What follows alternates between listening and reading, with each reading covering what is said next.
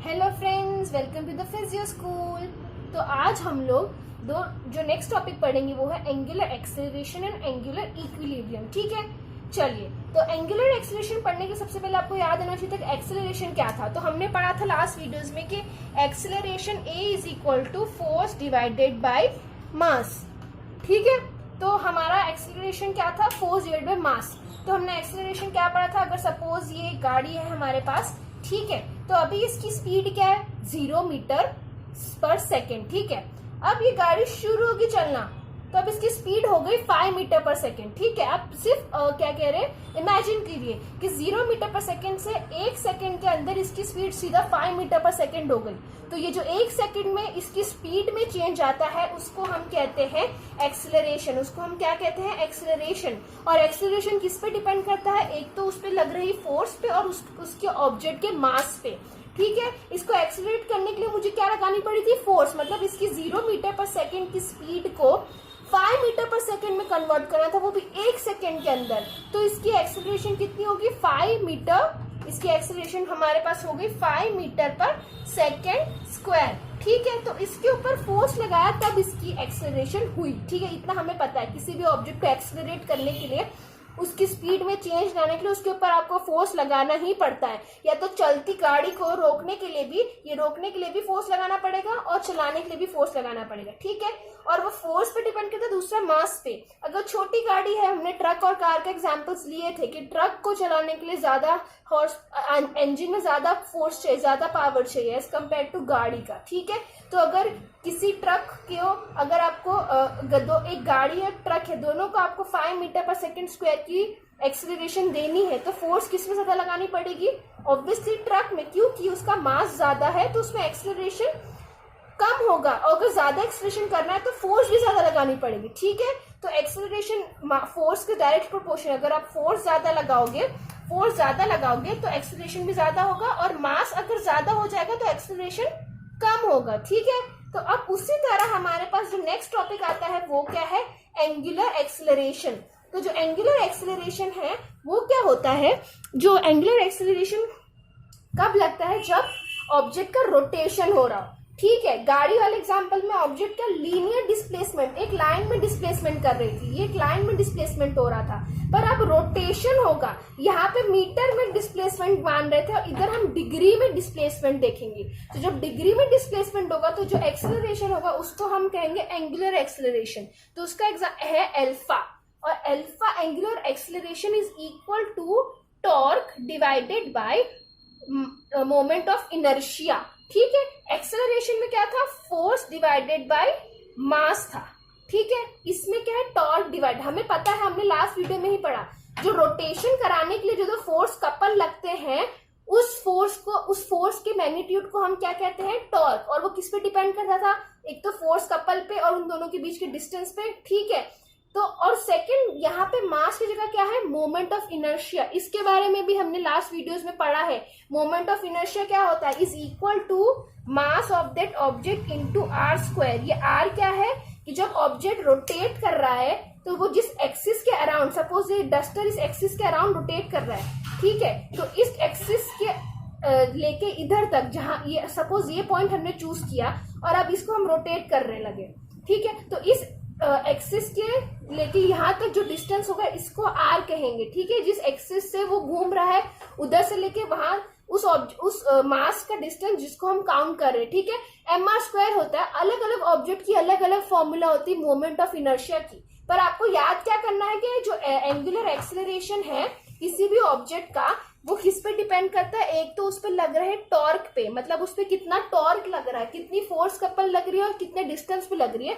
और दूसरा वो किस पे डिपेंड करता है? उसके मोमेंट ऑफ इनर्शिया पे। हमने लास्ट वीडियोस में पढ़ा था, जो ऑब्जेक्ट भारी होगा उसका इनर्शिया भी ज्यादा होगा, मतलब उसको धक्का मारने के ज्यादा फोर्स लगेगा। उसी हिसाब से जो ऑब्जेक्ट भारी होगा उसका मोमेंट ऑफ इनर्शिया भी ज्यादा होगा, मतलब उसमें एंगुलर एक्सेलरेशन करने के लिए आपको जो टॉर्क है वो ज्यादा लगाना पड़ेगा। अगर सपोज 2 ऑब्जेक्ट रख दिए यहाँ पे, अब इन दोनों का हमें रोटेशन करना है तो टॉर्क उसमें ज्यादा लगेगा जिसका मास ज्यादा होगा। ठीक है, दोनों में एक जैसा एंगुलर एक्सेलरेशन, दोनों का एंगुलर एक्सेलरेशन सपोज आपको करना है 90 डिग्री, ये 0 डिग्री है। ठीक है, 0 डिग्री से 0 डिग्री पर सेकेंड अभी इसकी स्पीड है। अब 0 डिग्री से तुरंत चला गया 90 डिग्री पर सेकेंड, तो 1 सेकेंड में 0 डिग्री से 90 डिग्री में पहुंच गया, तो वो उसकी स्पीड हुई। और स्पीड में जो चेंज आया उसको हम कहते हैं एक्सेलरेशन, और यहाँ पे डिग्री है तो कौन सा एक्सेलरेशन? Angular acceleration. ठीक है, तो जितना ज्यादा टॉर्क लगाओगे उतना ज्यादा एंगुलर एक्सेलरेशन होगा, और जितना हल्का ऑब्जेक्ट होगा उतना ज्यादा एंगुलर एक्सेलरेशन, क्योंकि हल्का ऑब्जेक्ट होगा तो मास कम हो जाएगा, तो एंगुलर एक्सेलरेशन बढ़ जाएगा। तो ये हमने पढ़ लिया एंगुलर एक्सेलरेशन के बारे में। ठीक है, चलिए तो अब हम पढ़ेंगे what is angular equilibrium. Normal हमने लास्ट वीडियोस में इक्विलिब्रियम देखा था, जब किसी ऑब्जेक्ट पे लग रही हॉरिजॉन्टल फोर्स का सम इज इक्वल टू 0 और वर्टिकल फोर्स का सम भी अगर इक्वल टू 0 है तो वो ऑब्जेक्ट क्या है? इक्विलिब्रियम में है। इसमें एक और चीज ऐड कर दो, उस पर लग रही जितनी भी टॉर्क है उन सबका सम भी अगर 0 आया तो ये ऑब्जेक्ट इक्विलिब्रियम में कहलाएगा, तभी ये ऑब्जेक्ट इक्विलिब्रियम में कहलाएगा। वरना अगर कोई एक फोर्स भी उस पर लग रही होगी तो वो इक्विलिब्रियम में नहीं कहलाएगा। ठीक है, चलिए इसका एग्जांपल अगर हम देखें तो सपोज कीजिए ये ब्लॉक पड़ा है यहाँ पे। ठीक है, ये ब्लॉक पड़ा है यहाँ पे। अब इस ब्लॉक के ऊपर आपको यहाँ पे अभी इस ब्लॉक पे मैंने ये फोर्स लगा दी, इसके सेंटर ऑफ मास के पैरेलल मैंने एक फोर्स लगाई, तो ये क्या? इसका हॉरिजॉन्टल डिस्प्लेसमेंट हो गया। इस पे हॉरिजॉन्टल जो फोर्स लग रही थी वो जो 0 नहीं रही, इस पे एक हॉरिजॉन्टल फोर्स लगने लगी, तो ये ऑब्जेक्ट इक्विलिब्रियम में कहलाएगा? नहीं, इसके अंदर क्या होगा? लीनियर डिस्प्लेसमेंट होने लगा। ठीक है, अब यहाँ हॉरिजॉन्टल लग रही फोर्स को मैंने यहाँ से बैलेंस कर दिया, तो अब ये इक्विलिब्रियम में दोनों साइड से मैं इक्वल फोर्स लगा जा रही हूँ, तो ये अब इक्विलिब्रियम में हो गया। अब मैंने क्या किया? यहाँ से एक वर्टिकल फोर्स लगा दी, तो अभी इक्विलिब्रियम में है? नहीं, अब भी ये इक्विलिब्रियम में नहीं कहलाएगा। क्यों? क्योंकि इस पे एक अनबैलेंस फोर्स लग रही वर्टिकल वाली, तो ये फिर से क्या? लीनियर एक्सेलरेशन में आ गया। ठीक है, अब मैंने इसके COM से दूर एक फोर्स लगा दी, तो ये क्या हुआ? हमने लास्ट वीडियो में पढ़ा था, जब हम COM के थोड़ा दूर एक फोर्स लगाते हैं तो ट्रांसलेशन के साथ साथ रोटेशन भी हो रहा है, तो बिल्कुल भी इक्विलिब्रियम में नहीं है। इसका वर्टिकल लीनियर एक्सेलरेशन भी हो रहा है और रोटेशन भी हो रहा है, तो इक्विलिब्रियम में तो हो ही नहीं सकता। और अब मैंने फोर्स कपल लगा दी, तो अब इसका क्या? प्योर रोटेशन हो रहा है। तो फर्स्ट एग्जांपल में हमने क्या देखा? इसके ऊपर लग रही हॉरिजॉन्टल फोर्सेस जो थी वो क्या थी? इज नॉट इक्वल टू 0, तो ये ऑब्जेक्ट इक्विलिब्रियम में नहीं कहलाएगा। अब सेकंड एग्जांपल में मैंने क्या किया? यहाँ से फोर्स लगाई, तो इस पे लग रही जो भी वर्टिकल फोर्सेस थी वो उस टाइम पे इक्वल टू नहीं हो गई, तो इक्वल टू नॉट 0, तब भी इक्विलिब्रियम में नहीं हुआ। थर्ड एग्जांपल में मैंने सिर्फ इतना फोर्स लगाया, तो उस टाइम पे ये वर्टिकल फोर्स भी इज नॉट इक्वल टू 0, साथ साथ जिस पे टॉर्क था वो भी is not equal to 0। Is not equal to 0 का मतलब ये है कि इस ऑब्जेक्ट पे लग रही जितनी भी फोर्स है अगर आप उन्हें प्लस करोगे तो उसका आंसर 0 आना चाहिए। अगर सपोज मैं यहाँ से एक टॉर्क लगा रही हूँ और मैं उसी जगह से दूसरी तरफ से भी एक टॉर्क लगा, तो मतलब इसको अपोज करने के लिए, बैलेंस करने के लिए दूसरी तरफ से भी फोर्स लग रही है, तो ये ऑब्जेक्ट क्या?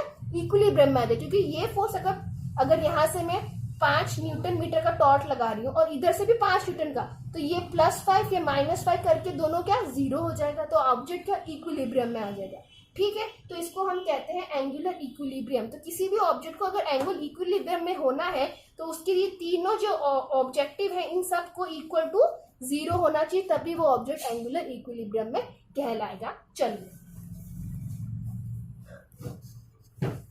ओके, तो जो कुछ कमर्शियल बिल्डिंग्स होती है ना, उसके अंदर ऐसे डोर्स होते हैं जो आपको रेजिस्टेंस प्रोवाइड करते हैं। मतलब ऐसा नहीं, उनके जो हिंजेस होते हैं ना, ये हिंजेस होते हैं, ये दरवाजे के इस साइड ऐसे लगे होते हैं, इसी के अराउंड दरवाजा पूरा मूव करता है। ठीक है, तो वो जो हिंजेस होते हैं वो एक रेजिस्टेंस प्रोवाइड करते हैं। ऐसा नहीं कि आपने हल्का से ऐसे धक्का मार दिया तो दरवाजा ऐसे खुल जाएगा, नहीं, थोड़ा एक फोर्स लगाना पड़ता है, उसके बाद दरवाजा खुलता है। तो जो फोर्स है वो हिंजेस प्रोवाइड करते हैं, और वो फोर्स नहीं, सॉरी, इसको टॉर्क कहते हैं। क्यों? क्योंकि जो दरवाजे का खुलना बंद का जो मूवमेंट होता है वो कौन सा मूवमेंट होता है? रोटेशनल मूवमेंट, ट्रांसलेशनल नहीं, रोटेशनल मूवमेंट होता है, इसलिए टॉर्क लगाता है। तो जो हिंजेस होते हैं, ये हिंजेस होते हैं ना, ये क्या लगाते हैं? टॉर्क। ठीक है, तो उससे कहते हैं हम क्लोजिंग टॉर्क। मतलब किसी दरवाजे को खोलने के लिए जितना ये क्लोजिंग टॉर्क के हिंजेस लगा रहे हैं ना उसको आपको ओवरकम करना है। फॉर एग्जाम्पल अब ये दरवाजा ले लीजिए, इसके यहाँ पे जो हिंजेस हैं, यहाँ पे जो हिंजेस लगे हुए हैं, यहाँ पे वो जोड़ कहते हैं, हम जॉइंट कहते हैं दरवाजे का। आप अपने खुद घर के दरवाजे के पास जाइए तो आपको यहाँ पे एक दिखेगा हिंज जैसा ऐसा स्ट्रक्चर। तो उस सपोज ये दरवाजा 5 न्यूटन मीटर टॉर्क लगा रहा है, क्लोजिंग टॉर्क। मतलब इस दरवाजे को अगर मुझे खोलना है तो मुझे 5 न्यूटन मीटर से ज्यादा टॉर्क लगाना पड़ेगा। ठीक है, अगेन फोर्स नहीं कह रहे, हम टॉर्क कह रहे हैं। क्यों? क्योंकि हमें ये रोटेशनल मोशन होती है दरवाजे की। ठीक है, इसे दरवाजा खोल बदल तो उसको हम रोटेशन मोशन कहते हैं। ठीक है, तो 5 न्यूटन मीटर का टॉर्क मतलब अगर एक हिंज हमारा जिसके आजू बाजू मूवमेंट होने वाली, ठीक है, अगर उससे 1 मीटर की दूरी पे हम धक्का लगाएंगे तो हमें 5 न्यूटन से ज्यादा धक्का लगाना पड़ेगा ताकि दरवाजा खुल जाए। ठीक है, अब सपोज कीजिए मैंने हिंज से 0.25 मीटर की दूरी पे, सपोज 0.25 मीटर की दूरी से मैंने दरवाजा खोलने की कोशिश की, तो मुझे थोड़ा ज्यादा फोर्स लगाना पड़ेगा। देखिए ज्यादा फोर्स लगाना पड़ रहा है। ठीक है, क्यों? क्योंकि हमको उसको फॉर्मूला में लिखेंगे, हमारे पास टॉर्क कितना है जिसको हमें ओवरकम करना है, 5 newton metre is equal to force हम कितनी लगा रहे हैं वो हमें फाइंड करनी इनटू डिस्टेंस। मतलब ये जो एक्सिस से डिस्टेंस कितना हमने अभी लिया, 0.25 मीटर। ठीक है, तो हमारी फोर्स कितनी हो जाएगी, 5 डिवाइडेड बाई 0.25, तो हमारे को 20 न्यूटन फोर्स हो जाएगी। तो हमें 20 न्यूटन फोर्स से ज्यादा फोर्स लगाना पड़ेगा। ठीक है, याद रखिए जो जितना टॉर्क ये हिंज हमको प्रोवाइड कर रहे हैं उससे ज्यादा फोर्स हमको लगाना पड़ेगा। तो अगर हम 0.25 मीटर की डिस्टेंस से धक्का मारेंगे तो हमें 20 न्यूटन से ज्यादा फोर्स लगाना पड़ेगा। ठीक है, चलिए तो अब 0.25 मीटर्स के बाद हम लोग यहाँ पे थोड़ा और आगे चले गए।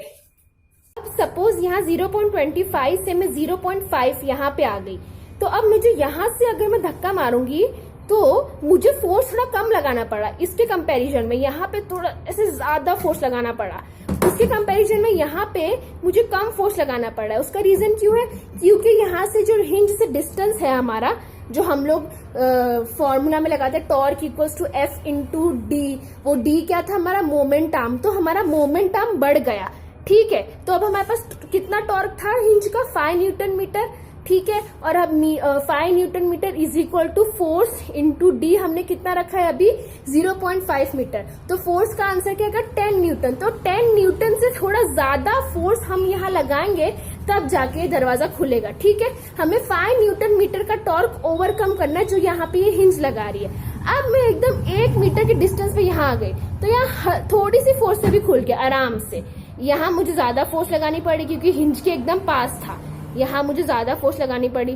फिर थोड़ा दूर गई मैं और तो थोड़ी कम फोर्स हो गई, और यहाँ पे तो और ही कम, आराम से ऐसे ही खुल गया। अब अपने घर के दरवाजे पे ट्राई कीजिए, जो ये हिंज है ना जहां से दरवाजा जुड़ा रहता है उसके पास से पहले धक्का मारिए थोड़ा, तो आपको ज्यादा फोर्स लगानी पड़ेगी। फिर थोड़ा और दूर से मारिए तो उससे कम फोर्स, फिर एकदम दूर से मारेंगे तो और कम फोर्स। इसलिए तो हमारे हैंडल जो होते हैं वो इतनी दूर होते हैं ताकि आप इसी को धक्का मार के दरवाजा खोल लो। ठीक है, इसलिए तो बीच में भी लगा सकते हो, तो यहाँ पे भी लगा, यहाँ पे एकदम दूर इसलिए लगा दे ताकि हल्की फोर्स से आराम से दरवाजा खुल जाए। ठीक है, तो टॉर्क हमने समझ लिया। ठीक है, टॉर्क जो होता है वो दोनों चीजों पे डिपेंड करता है, आप कितनी फोर्स लगा रहे हो उसके, और साथ ही साथ एक्सिस जिसके अराउंड ये दरवाजा मूव कर गया, दरवाजा ये जो ऐसे ऐसे रोटेट कर रहा है वो इस एक्सिस के अराउंड रोटेट कर रहा है। ठीक है, तो वो एक्सिस पे भी डिपेंड करता है, उस एक्सिस से कितना दूर आप फोर्स लगा रहे हो, फोर्स कपल। ठीक है, यहाँ पे ये फोर्स मैं यहाँ से लगा रही हूँ और दूसरी फोर्स यहाँ से ये हिंज लगा रहा है, तो पूरा वो मैकेनिक्स है। पर हमको इतना डीप में मैकेनिक्स में नहीं जाना, बस आपको ये समझना है कि टॉर्क ये दोनों चीजों पे डिपेंड करता है। ठीक है।